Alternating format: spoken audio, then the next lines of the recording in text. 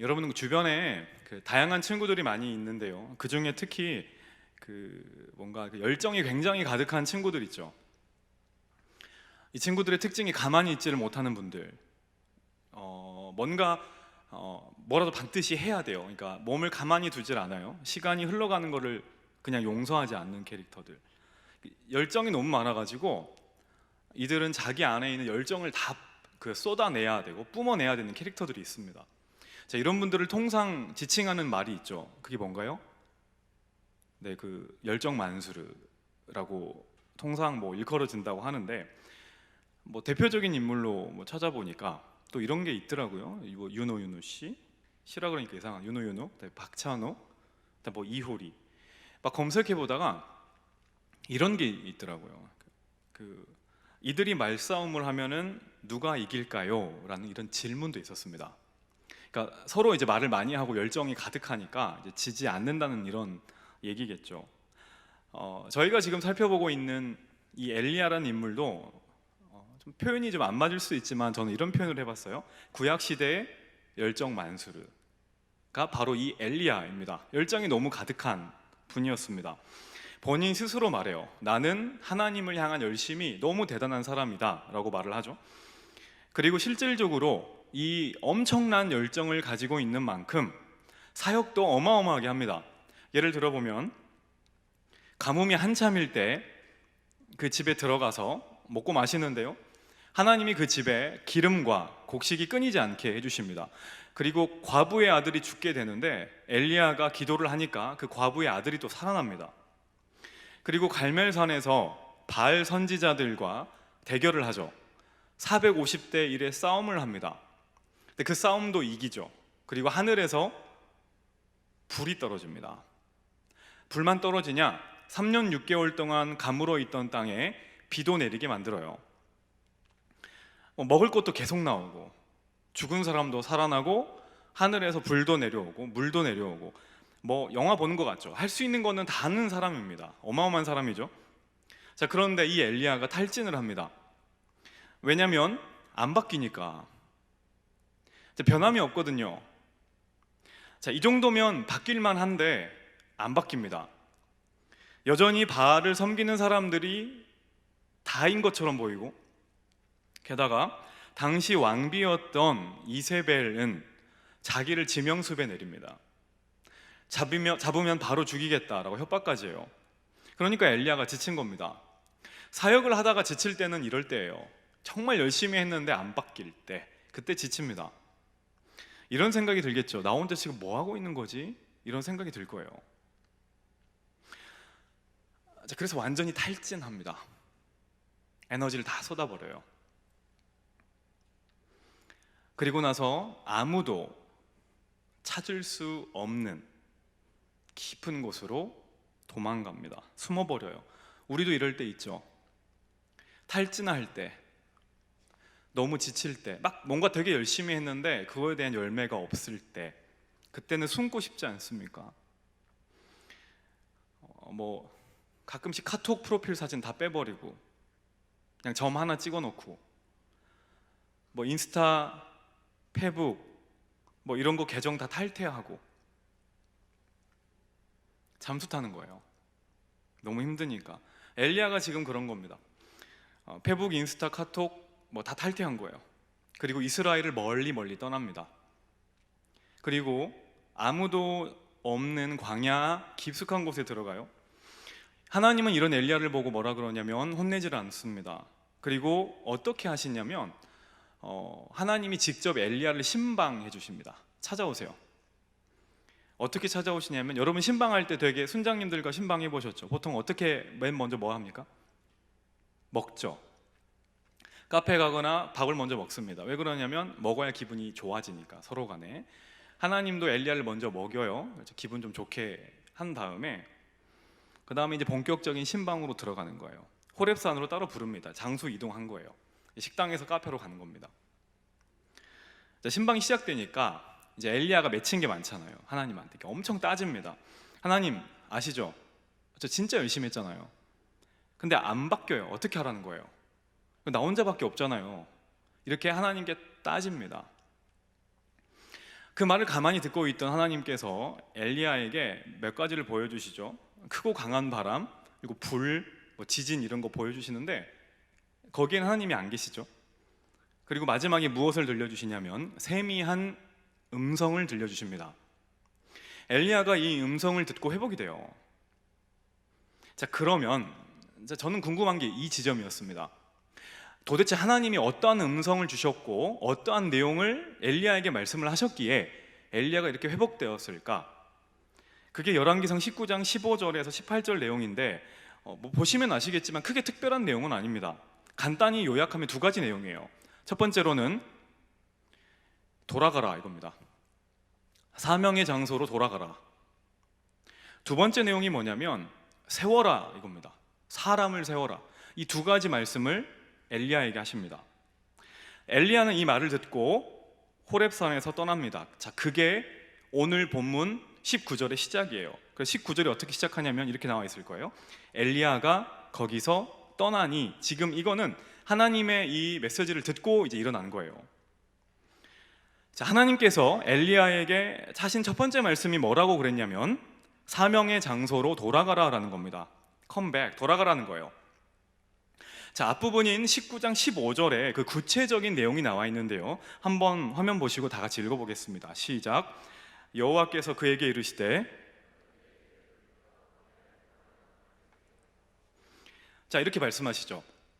하나님이 엘리야에게 말씀하시는데 길을 돌이켜 광야를 다시 지나가지고 다시 들어가라 이겁니다. 이스라엘로 네가 있던 곳으로 다시 돌아가 이 말입니다. 자, 전에 엘리야가 있던 곳이 어디입니까? 이스라엘이죠. 자, 지금 이스라엘이 어떤 곳이냐면 자기 얼굴이 대문짝만하게 붙어있는 데입니다. 자기가 지금 지명수배 당해서 쫓겨나고 있는 장소예요. 자기를 죽이려고 지금 벼르고 있는 왕비인 이세벨의 그 아지트입니다. 이세벨이 눈에 불을 켜고 자기를 바라보고 있어요. 그리고 하나님이 자기를 통해서 정말로 많은 기적들을 행하셨는데 아무런 변화가 없어 보이는 그곳. 자, 이렇지 않을까요? 정말로 가기 싫은 곳. 또 저길 또 가라고? 죽을 수도 있는데 안 바뀔 건데 또 들어가라고 하는 것이 엘리야에게 주신 명령이에요. 그게 이스라엘입니다. 하나님께서는 지금 엘리야에게 자기가 도망쳐 나왔잖아요. 도망쳐 나온 이스라엘로 다시 돌아가라고 하십니다. 이게 하나님이 엘리야에게 하신 첫 번째 세미한 음성. 돌아가라. 어디로요? 사명의 장소로, 네가 원래 있던 곳으로 다시 돌아가라. 엘리야는 이 말씀을 듣습니다. 그리고 숨어있던 호렙산에서 나옵니다. 그리고 자신이 도망쳤던, 탈진해서 서둘러 나왔던 이스라엘로 다시 돌아갑니다. 여러분, 우리가 여기서 한 가지 체크해 볼 게 있습니다. 그게 뭐냐면요, 하나님의 말씀은 우리에게 어떻게 일하시냐면 우리를 먼저 우리가 도망쳤던 그 장소로 돌아가게 만들어요. 그것을 피하게 안 하십니다. 내가 무너졌던 자리, 내가 실패했던 자리, 내가 떠나버렸던 그 자리로 반드시 돌아가게 만드세요. 여러분, 그 누가복음 24장에 보면 엠마오로 가는 두 제자 이야기가 나옵니다. 예수님이 십자가에 달려 돌아가시고요, 그러자 제자들 중에 두 사람이 예루살렘에서 엠마오로 도망갑니다. 왜 가냐면은 불안하니까. 예수님 죽었는데 자기들도 죽을 수 있잖아요. 그러니까 도망갑니다. 해코지 당할까 봐. 허겁지겁 둘이서 도망가는데 누가 옆에 딱 들어와요. 합류합니다. 그분이 누구냐면 부활하신 예수님이 옆에 와서 합류해요.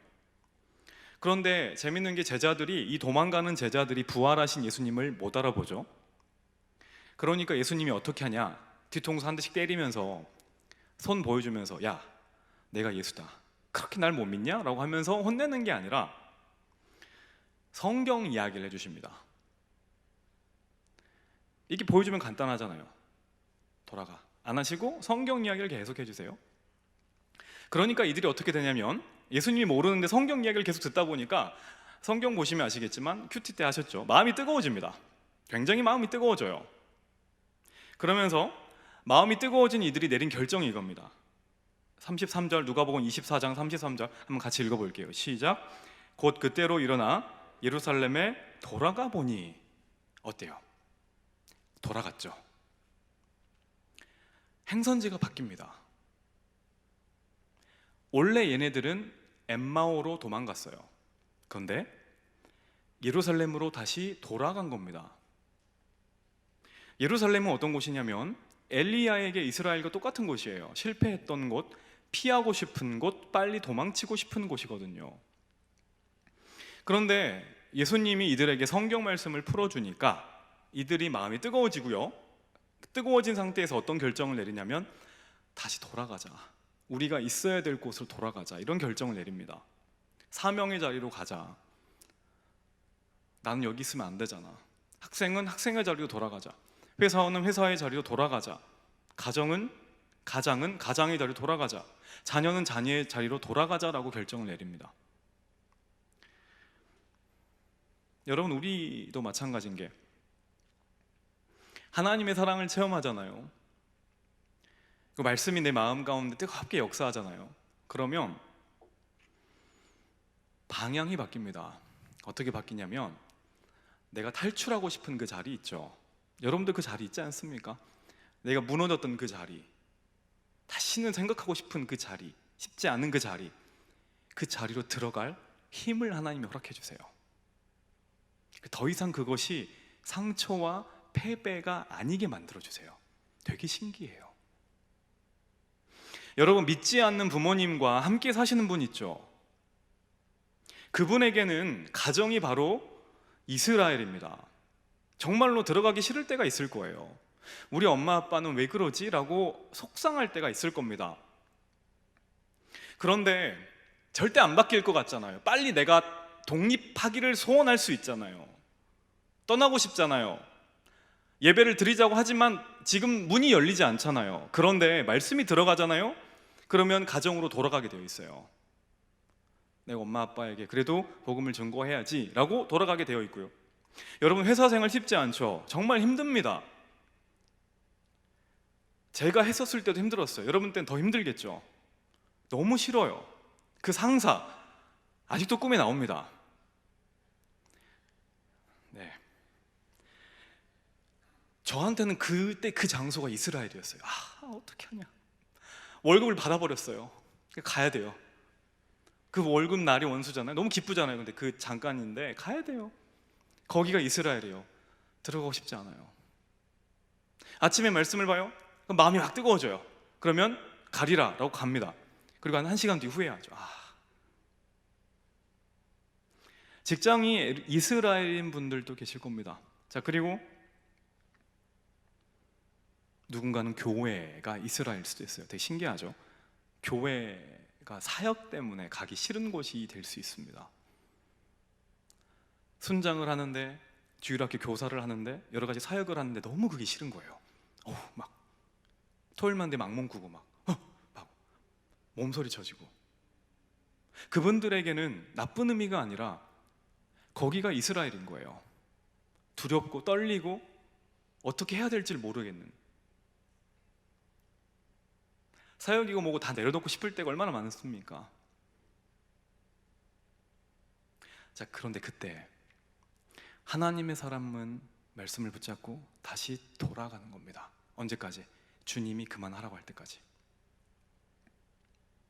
저는 오늘 이 자리에 앉아있는 모든 여러분들 중에 혹시 엘리야처럼 너무 힘들어서 주저앉아 있는 분들이 계신다면, 그리고 너무나 돌아가기 싫은 혹시 그 영역이 계신다면, 하나님께서 말씀으로 힘을 주셔서 엘리야처럼 다시 사명의 자리로 돌아갈 수 있는 귀한 회복의 축복이 임하기를 주의 이름으로 간절히 축원합니다.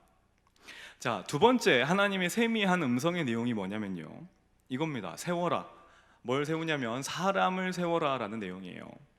자, 여러분, 엘리야가 지친 이유는 간단합니다. 혼자서 뛰었거든요. 엘리야는 열정의 사람입니다. 자, 이 사람, 열정이 많은 사람들의 특징이 있습니다. 그 사람의 특징이 뭐냐면 다른 사람들을 기다리지 못해요. 이게 보면 화가 나는 거예요. 쟤는 도대체 왜 저렇게 뜨뜻미지근해?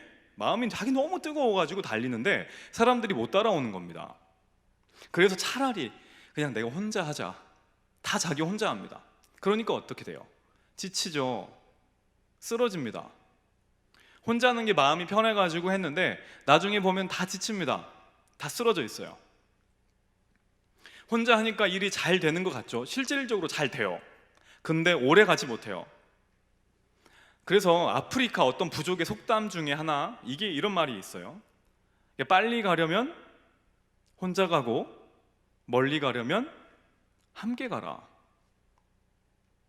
하나님이 세미한 음성으로 엘리야에게 하신 말씀이 이겁니다. 그게 뭐냐면 사람을 세워라 라는 거예요. 넌 혼자가 아니야. 그 유명한 구절 있죠. 18절에 나오는 바알에 무릎 꿇지 않는 7천 명이 있단다. 왜 너는 이걸 다 너 혼자 한다고 생각하느냐? 라고 하나님께서 말씀하시는 겁니다. 지금까지 엘리야는, 여러분들 엘리야 사역들을 한번 쭉 봐보세요. 전부 자기 혼자 했습니다. 다 자기가 했어요. 자기가 직접 뛰는 사역이었어요. 그런데 하나님이 말씀하시는 방향이 뭐냐면 이제 너 혼자 하지 말고 같이 해라. 그리고 사람을 세워라 라는 겁니다. 그래서 오늘 본문 19절 보시면은 이렇게 나오죠. 엘리야가 거기서 떠나 사밧의 아들 엘리사를 만나니, 동역자를 만나러 가는 겁니다. 엘리사를 만나러 가는 거예요. 엘리야의 사역이 바뀌었습니다. 지금까지는 항상 자기 혼자 하려고 그랬어요. 나만한 사람이 없으니까, 내 열정이 제일 뛰어나니까 내가 다 하려고 그랬어요. 그런데 하나님이 말씀하셔가지고 사역의 방향이 바뀝니다. 동역자를 만드는 사역, 그리고 그들과 함께 뛰는 사역으로 바뀝니다. 여러분, 이게 하나님의 일하시는 방식이에요. 하나님은요, 지쳐있는 엘리야에게 그 일을 더 잘할 수 있는 능력을 더 주신 게 아니에요. 무엇을 주시냐면 사람을 보내십니다. 도울 사람을 보내세요. 그리고 사람을 키우게 하세요. 여러분, 그 엘리야만큼 유명한 선지자 아시죠? 모세라는 분 아시죠? 모세가 이스라엘 백성들을 데리고요 이집트를 나옵니다. 그때 사람 숫자가 얼마냐면 200만 명. 그리고 40년 동안 광야라는 곳을 건너갑니다. 여러분, 혹시 예배 드리시는 분들 중에서 학교 선생님들 계시죠? 그리고 어린이집이나 유치원 선생님들 계시지 않습니까? 그 애들 소풍 데리고 인솔할 때 어떠세요? 장난 아니죠? 저도 예전에 그 어린이집 이런 약간 봉사활동 같은 걸 해봤는데, 잘 안 어울리죠? 근데 봉사활동 같은 걸 해봤는데 정말 너무 힘들었었어요. 먹지 말라니까 버스에서 김밥 먹고 다 토하고, 그 토하는 걸 본 애들이 또 토하고, 이게 연속적으로 일어나더라고요. 막 다 김밥이고 뭐 토한 거고 사람이고 다 밖으로 던져버리고 싶었는데, 근데 정말 힘들잖아요. 사람을 데리고 가는 건 힘들어요. 근데 200만 명을 40년 동안 데리고 간다고 생각해 보세요. 소풍 가는 게 아니라 광야를 지나가야 되는 거예요. 어떻겠어요? 모세가 죽을 것 같은 거예요. 그래서 또 어느 날은요, 백성들이 이제 고래고래 소리를 지르며 불평을 합니다. 왜 불평하냐면 하나님이 도시락을 싸주셨어요. 그 도시락의 이름은 만나. 근데 질린다는 거예요. 이거 반찬 투정하지 마십시오, 부모님한테. 그 만나란 도시락을 주세요. 근데 이거 못 먹겠대. 질린대요. 그래서 고기 내놓으래요. 광야에 고기가 어디 있어요? 고기 먹고 싶다고 그렇게 소리 지릅니다. 모세가 힘든 거예요. 나 못 해먹겠다. 그래서 이런 기가 막힌 기도를 하나님께 드립니다. 자, 화면 띄워주세요. 우리 한번 같이 읽어볼까요? 시작. 주께서 이같이 즉시 나를 죽여 내가 고난당함을 내가 보지 않게 하옵소서. 하나님, 저 죽여주세요 제발. 진짜 지긋지긋합니다. 이 기도입니다. 모세도 이런 기도했어요. 자, 그때 하나님이 어떻게 하시냐? 수많은 능력을 모세에게 준 게 아니라 사람을 보내주십니다. 모세를 도울 사람들, 장로님들을 막 세워주세요. 너 혼자 다 하려고 하지 말아라. 물론 고기도 보내주시죠. 하나님의 응답은 내가 너에게 큰 능력을 줄게가 아니라 동역자를 보내줄게요. 사람을 보내줄 거예요. 이게 하나님의 응답이에요. 여러분 있잖아요, 이게 교회에서만 그럴까요? 아닙니다. 학교에서도 그렇고요, 회사에서도 여러분이 만나게 될 동역자가 있어요. 사탄은 이걸 잘 알아요. 그래서 어떻게 작업하냐면 동역자가 될 만한 사람들과 꼭 다툼이 일어나게 만듭니다. 사이가 안 좋아지게 만들어요. 별게 아니거든요. 그런데 괜히 시비가 붙게 만들어요. 그래서 관계가 끊어지게 만들고 고립시킵니다. 저는 이걸 정말 많이 느끼는데 저도 여러 가지 사역을 많이 하다 보니까 지치거나 좀 솔직히 말해 탈진될 때도 많이 있습니다. 그때 하나님께 기도하거든요. 아침마다 기도합니다. 하나님, 이 모든 사역을 감당할 능력을 주시옵소서. 막 이렇게 막 주여 주여 하면서 기도합니다. 근데 되게 신기한 게 한 번도 저에게 막 기가 막힌 능력이 주어진 적이 없어요. 똑같습니다. 오히려 더 피곤해요. 막 기도하다 보니까 소리 지르고 능력이 막 배가 된 적이 없어요. 근데 변화가 생기는데 어떤 변화냐면 제 옆에 있는 그 장 목사님이 엄청 막 사랑스러워 보입니다. 안아주고 싶어요. 실제로 제가 안기는 거지만 너무 막 사랑스러워 보입니다. 이게 농담 같죠? 근데 이게 진짜예요. 저는 왜 우리 청년부 금요일마다 기도회 하잖아요. 설교는 번갈아 가면서 하고 기도 인도는 주로 제가 하고 장 목사님이 건반을 치시는 게 제가 잘해서가 아니라 제가 건반을 못 쳐서 그런 겁니다. 장 목사님의 황금 손가락이잖아요. 너무 이제 반주를 잘해 주시니까 가끔씩 기도 인도를 하다 보면 이게 느껴지는 거예요. 기도를 막 제가 여러 가지로 막 기도하는데 하나님 힘들어요 살려주세요라고 기도하면은 그 피아노 소리가 너무 아름답게 들리는지 아세요? 모르시나요? 한번 들어보세요. 너무 그 피아노 소리가 기가 막히게 아름답게 들리는 겁니다. 그 가운데 하나님이 일하시는 게 느껴지고, 그래서 제가 기도 인도를 하는데 제가 그 피아노 반주를 따라가는 것처럼 느껴져요. 이 다음에 이거 가지고 기도하면 되겠구나. 막 더 사랑스러워 보여요.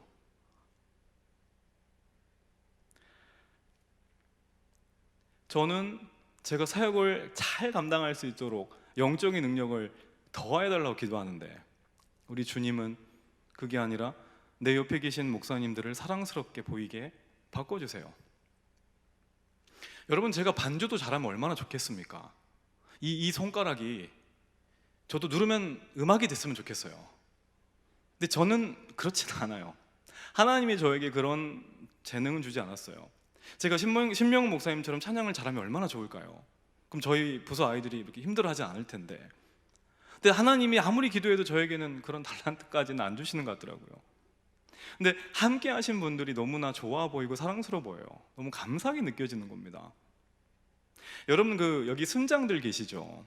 순모임 인도할 때 어떻습니까? 하나님께 막 기도하잖아요. 토요일날 하나님, 저 순모임 너무 부담스러운데 제발 저 순모임 잘 인도할 능력 좀 주세요 라고 기도하면, 그래 내가 오늘은 이런 능력을 너에게 허락하겠노라 라고 하시나요? 안 하실 겁니다. 아무리 기도해 보세요, 잘 그거 안 될 거예요. 근데 변화가 뭐냐면 어느 날은 얘가 되게 예뻐 보일 때가 있어요. 어느 날은 얘가 굉장히 우리 말 안 듣는 순원이 시근해 보일 때가 있습니다. 여러분, 그것이 일하는 거예요.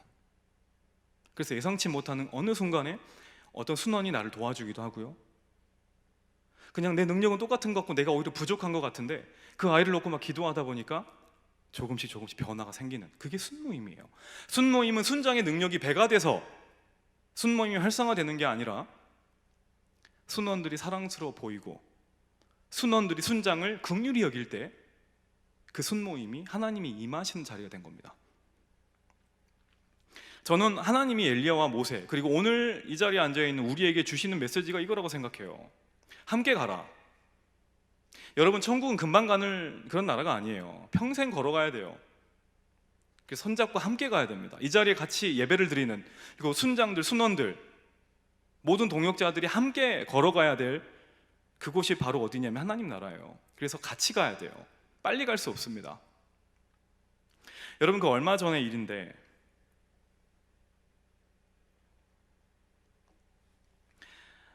서울에 볼 일이 있었습니다. 그래가지고 제가 제 아내와 함께 차로 제가 운전하고요, 제가 이동을 했습니다. 드라이브를 한 거예요. 요즘엔 날씨가 되게 많이 따뜻해졌잖아요. 근데 날씨 때문인지 아니면 습관 때문인지 제가 피곤해서 그런지 막 졸음이 오는 거예요.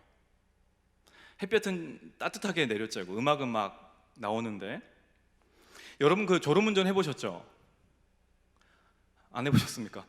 졸음운전 해보면은 특징이 뭐냐면 자기가 자는 줄 몰라요. 눈이 거의 감긴 채로 이렇게 운전하고 있는데 옆에 있던 제 아내가 소리를 쳤습니다. 여보!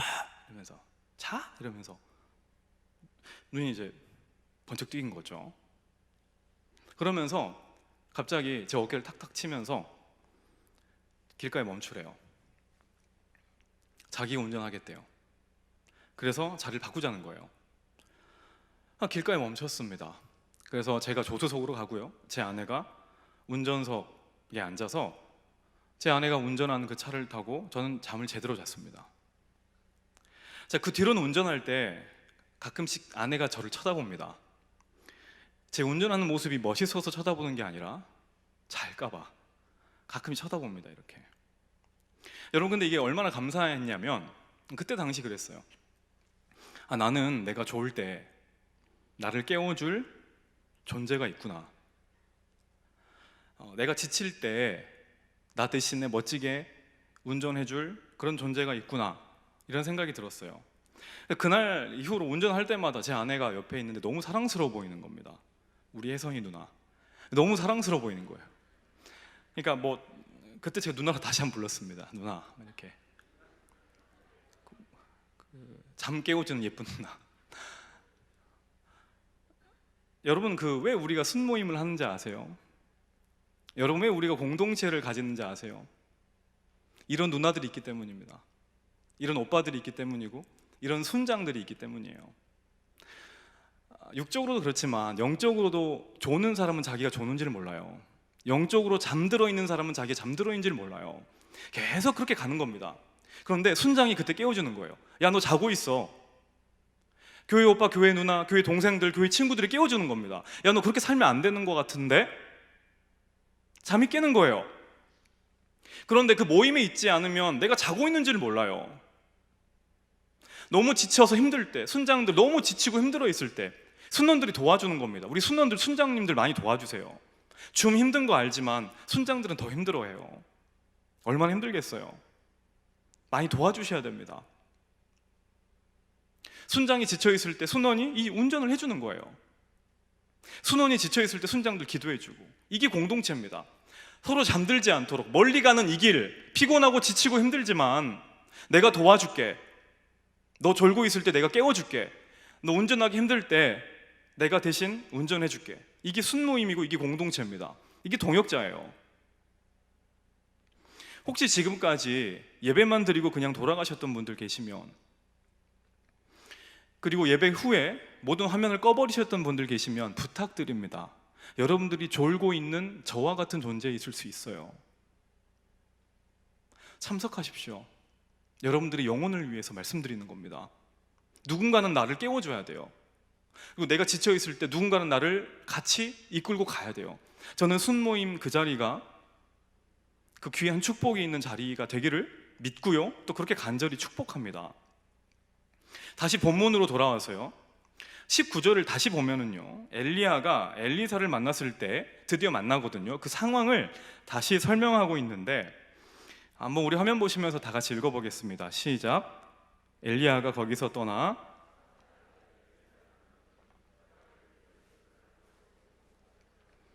자기는 12째 결이소와 함께 있더라.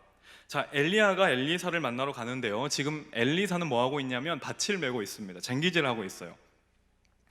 그런데 어떻게 하고 있냐면 12결이소라고 나오거든요. 자, 이게 뭐냐면 한 쟁기에 소 2마리를 연결해 놓는데 이 2마리의 소를 한 결이라 그래요. 그러니까 한 쌍을 말합니다. 그러니까 12결이다 이 말은 소가 총 몇 마리라 이 말일까요? 24마리. 24마리의 소를 가지고 자기는 맨 뒤에서 이제 같이 농사를 짓고 있는 겁니다. 당시에 보통 농부가, 좀 잘 사는 농부가 소 2마리를 가지고 있었대요. 그러니까 한 결의 소를 가지고 농사를 지었대요. 어느 정도 잘 사는 사람이라면. 자, 그런데 엘리사 같은 경우는 소가 24마리나 있는 거예요. 그러니까 어마어마한 부자였겠죠. 자, 엘리사가 이렇게 밭을 갈고 있는데 엘리야가 나타납니다. 그리고 갑자기 겉옷을 휙 던져요, 엘리사에게. 여러분, 옷이 뭐냐면 자기 신분과 정체성의 상징입니다. 당시 사회에서요, 겉옷을 상대방에게 던지고 준다는 얘기는 그 사람의 직분을 전달한다는 거예요. 그러니까 너는 내 후임이다 이 말이에요. 엘리야가 자신의 겉옷을, 선지자의 옷을 엘리사에게 던진다는 것은 당시 문화권에 살고 있었던 엘리사는 바로 안 거예요. 무슨 말이냐면 나를 따라와라, 나의 이 직분을 함께 감당하자라고 제안한 겁니다. 자, 그러자 엘리사가 어떻게 하냐면 자기가 가지고 있던 소를 버려두고 엘리야를 따라갑니다. 그게 20절 말씀인데요, 함께 읽어보겠습니다. 시작. 그가 소를 버리고 엘리야에게로 달려가서 이르되 청하건대 나를 내 부모와 입맞추게 하소서, 그리한 후에 내가 당신을 따르리이다. 이렇게 나옵니다. 자, 엘리사는 엘리야가 누군지 알아요. 선지자들은 되게 얇은 옷을 많이 입고 있었거든요. 딱 봐도 엘리야인 거 안 거예요. 그리고 엘리야가 하는 사역이 지금 어떤 사역인지도 알아요. 엘리야는 지금 선지자인데 지금 동시에 지명수배자입니다. 이 사람의 뒤를 따라가면 자기도 공범이 돼요. 동시에 자기 인생도 완전히 꼬이는 겁니다. 언제 잡혀 죽을지도 몰라요. 그런데 엘리사는 과감하게 엘리야를 따라가겠다고 결단합니다. 자, 저 같으면 엘리야가 저에게 만약 옷을 휙 던지면 전 잽싸게 피할 거예요.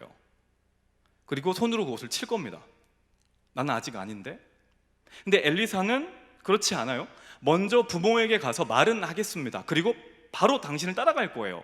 즉각적으로 오케이 사인을 내요. 저는 이게 너무 신기한 거예요. 어떻게 그럴 수가 있지? 자, 여러분, 그리고 엘리사에게 소가 몇 마리 있다고요? 24마리. 부자예요, 부자. 이걸 다 버렸대요. 어떻게 이걸 한 번에 버려요? 여러분, 통장에 24억이 있으면 그거 바로 다 버릴 수 있어요? 안 버릴걸요? 옷을 버리지? 저 같아도 그럴 것 같아요. 자, 근데 어떻게 엘리사가 이것을 받아들였을까? 고민해봤습니다. 제가 내린 결론은 이거예요. 자, 엘리사는 이 결정을 충동적으로 한 게 아니다라는 거예요. 지금 엘리사의 마음 가운데 가득 차 있는 게 뭐냐면 밭을 가는 게 아니에요. 지금 밭 갈고 있잖아요. 밭을 가는 게 아니라 엘리사의 마음 가운데 들어가 있는 건 하나님에 대한 마음이에요. 열정입니다. 자, 엘리사가 소를 몰고 밭을 갈잖아요. 자, 그러면 이것은 무엇에 대한 증거냐면 비가 왔다는 거에 대한 증거겠죠. 가물어 있는 땅을 굳이 밭을 갈진 않겠죠. 비가 온 거예요. 3년 6개월 만에. 그래서 엘리사는 밭을 갈기 시작했어요. 3년 6개월 만에 내린 비를 바탕으로 쟁기질을 하면서 많은 사람들은 이런 생각을 했을 거예요. 이제 좀 살만하겠네. 내가 이제 빨리 농사를 지어가지고 한번 대박을 터뜨려 봐야겠다.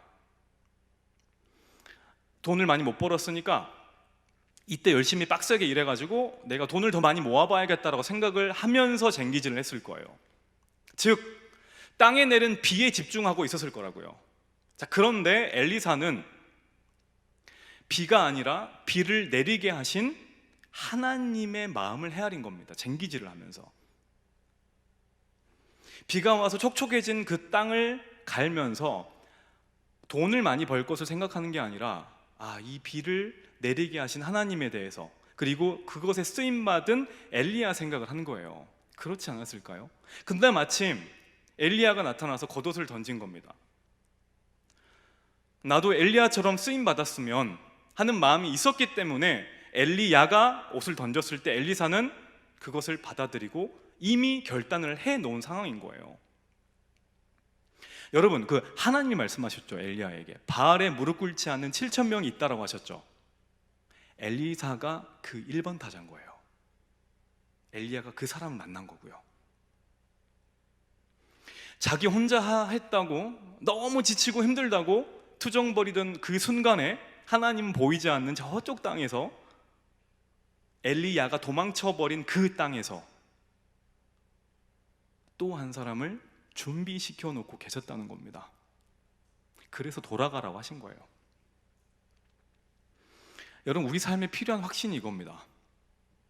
내 눈에 보이지 않아도 우리 하나님은 어떻게 하신다고요? 일하세요. 내가 도망쳐 나온 그 장소에서도 우리 하나님 어떠신다고요? 일하신다고요. 나와 원수 같아 보이는 그 사람을 통해서도 주님이 일하신다는 겁니다. 이 확신이 필요합니다. 1885년 4월에 쓰여진 어떤 편지 하나를 말씀드리고 말씀을 마무리하도록 하겠습니다. 1885년 4월 5일이에요. 같은 4월 달입니다. 어떤 한 서양 사람 한 분이 배를 타고 인천으로 들어옵니다. 그리고 조선 땅을 밟아요. 26살이었던 이 청년의 이름은 언더우드입니다. 다 아시죠? 언더우드 선교사예요. 원래는 아펜젤러 선교사 부부와 같이 들어왔는데, 아펜젤러 선교사 부부, 특히 이제 그 사모님 때문에, 사모님은 여자분은 당시 서양 여성분은 조선에 들어오지 못하게 했거든요. 그래서 일본으로 쫓겨갑니다. 셋이 같이 들어왔는데 조선을 밟은 사람은 26살 일청년부 나이죠. 언더우드 선교사입니다. 젊은 언더우드 선교사는 모든 것을 포기하고 조선에 들어왔습니다. 근데 막상 와보니까 자기가 할 수 있는 게 아무것도 없는 거예요. 같이 사역을 꿈꾸었던 아펜젤러 선교사 부부도 일본으로 추방당하고, 자기는 의사가 아니거든요. 할 수 있는 게 없는 겁니다. 그리고 당시 조선은 전도를 할 수가 없었어요. 예배도 할 수 없었고 아무것도 할 수가 없는 그런 상황이었습니다. 너무 답답한 거예요. 지금 나 혼자 어떻게 하자는 거지? 너무 절망스러운 상황인 겁니다. 그래서 이렇게 기도합니다. 제가 좀 많이 간단하게 줄였는데 한번 들어보세요. 주여, 지금은 아무것도 보이지 않습니다. 저희가 해야 할 일이 보이지 않습니다. 그러나 주님, 순종하겠습니다. 겸손하게 순종할 때 주께서 일을 시작하시고 그 하시는 일을 우리들의 영적인 눈이 볼 수 있는 날이 있을 줄 믿나이다. 지금은 우리가 서양 귀신 양코백이라고 손가락질 받고 있사오나 저들이 우리 영혼과 하나인 것을 깨닫고 하늘나라의 한 백성, 한 자녀임을 알고 눈물로 기뻐할 날이 있음을 믿나이다. 지금은 예배드릴 예배당도 없고 학교도 없고 그저 경계와 의심과 멸시와 천대함이 가득한 곳이지만 이곳이 머지않아 은총의 땅이 되리라는 것을 믿습니다. 이렇게 26살 먹은 한 청년이 약 120년 정도 전쯤에 기도를 했습니다. 언더우드는 혼자라고 생각했어요. 그러나 하나님께서 이 땅에 수많은 엘리사들을 보내십니다. 그리고 이 땅에 바알에 무릎 꿇지 않았던 7,000명을 예비해 놓으셨습니다. 그래서 결국 언더우드 선교사님의 이 기도가 이루어지게 되죠. 그 증인들이 바로 이 자리에서 예배를 드리는 저와 여러분들입니다. 사랑하는 여러분, 지금 우리 눈에 아무것도 안 보일 수도 있습니다. 내가 지금 무엇을 하고 있는지 너무나 답답할 때가 있을 거예요. 그것이 학교에서든 회사에서든 순모임이든 그런 영역은 분명히 존재해요. 아무것도 안 보여요. 혼자라고 느낄 때가 있어요.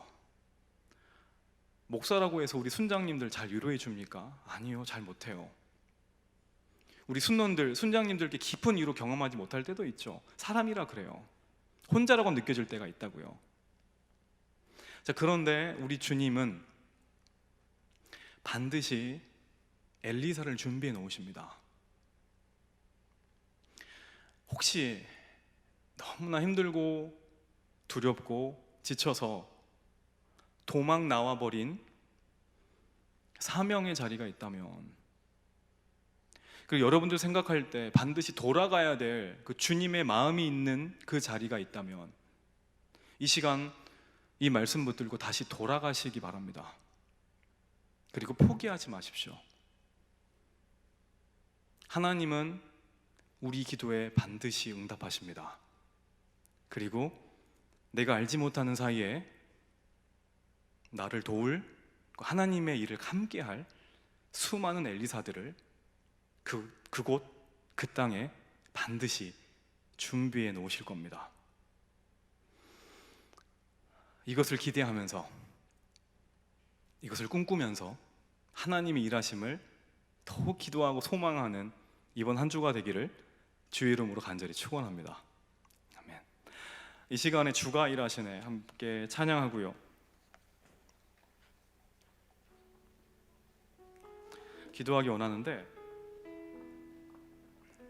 어제 집에 들어가다가 설교 준비하고 집에 들어가다가 이 생각을 해봤습니다. 지금 이 본문의 엘리야 상황이라면 엘리야가 어떤 찬양을 했을까? 실패하고 무너져서 너무 힘들 때 이 광야를 통해서 다시 이스라엘로 들어가면서 어떤 찬양을 불렀을까? 제가 볼 땐 이 찬양이었습니다. 날이 저물어 갈 때, 빈들에서 걸을 때, 그때가 하나님의 때, 내 힘으로 안 될 때, 빈손으로 걸을 때 내가 고백해 여호와 이레. 여호와 이레가 하나님이 준비하신다 아닙니까? 주가 일하시네, 주가 일하시네. 주께 아끼지 않는 자에게, 주가 일하시네, 신뢰하며 걷는 자에게.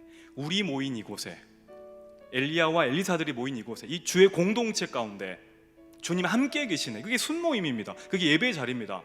누리네 아버지 은혜, 적은 떡과 물고기 너무 부족하지만 내 모든 걸 드릴 때 하나님이 준비하십니다. 이것이 우리 사랑하는 모든 청년분들의 희망이고 소망이 되기를 원합니다. 우리 함께 이 찬양으로 하고 기도하도록 하겠습니다.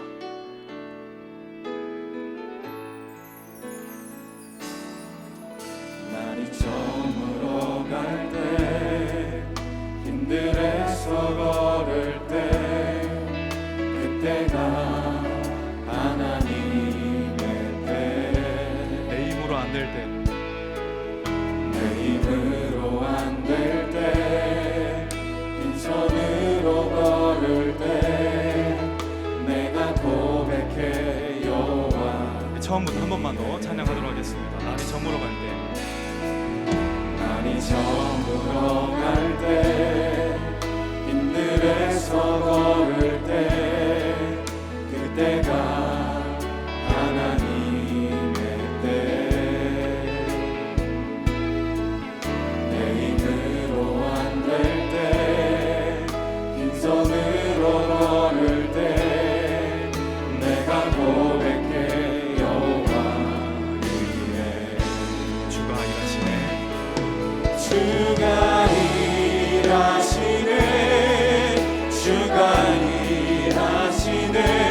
주께 아끼지 않는 자에게 주가 일하시네, 주가 일하시네. 신뢰하며 걷는 자에게. 우리 모인 이곳에,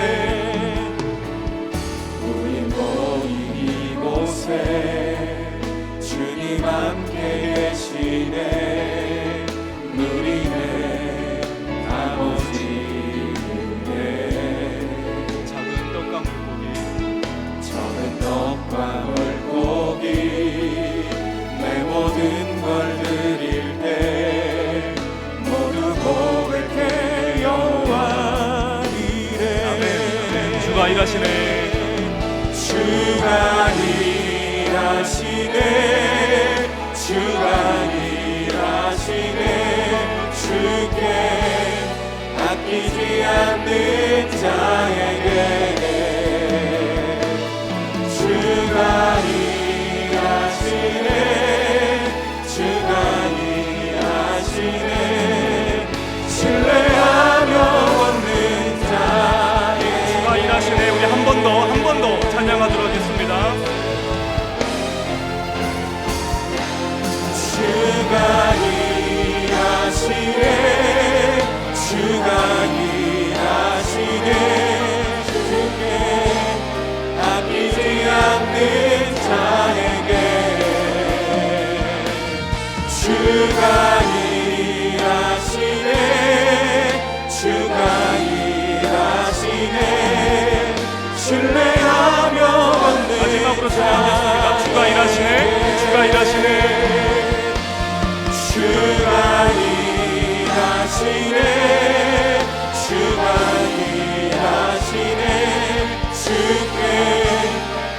아끼지 않는 자에게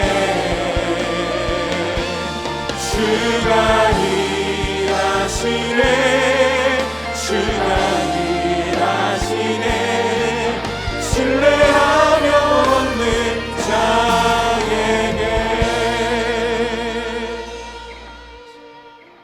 이 시간 우리 말씀 생각하면서 이제 함께 기도하기 원하는데, 오늘 말씀에 들은 엘리야의 모습을 한번 생각해 봤으면 좋겠습니다. 하나님의 음성을 들은 엘리야는 자신의 사명의 자리로 돌아갔습니다. 그리고 더 이상 혼자 뛰지 않고 하나님이 보내신 그 사람과 함께 일하기로 마음을 먹습니다. 이 시간에 우리 기도할 때 하나님 아버지, 우리에게도 엘리야처럼 지쳐서 도망쳐버린 사명의 자리가 있습니까? 돌아가기 싫은 그 자리가 있습니까? 우리에게 힘을 주시고 다시 주님의 마음이 있는 그 자리로 돌아가게 하여 주시옵소서. 나 혼자 일하고 움직이는 것이 아니라 우리 주님이 일하시고 주님이 준비하신 나의 동역자들과 함께 뛸 수 있도록 나에게 이들을 알아볼 수 있는 눈도 함께 허락해달라고 우리 다 같이 한 목소리로 기도하겠습니다. 기도합니다. 하나님 아버지, 연약한 자들 주의 이름을 붙들고 기도합니다.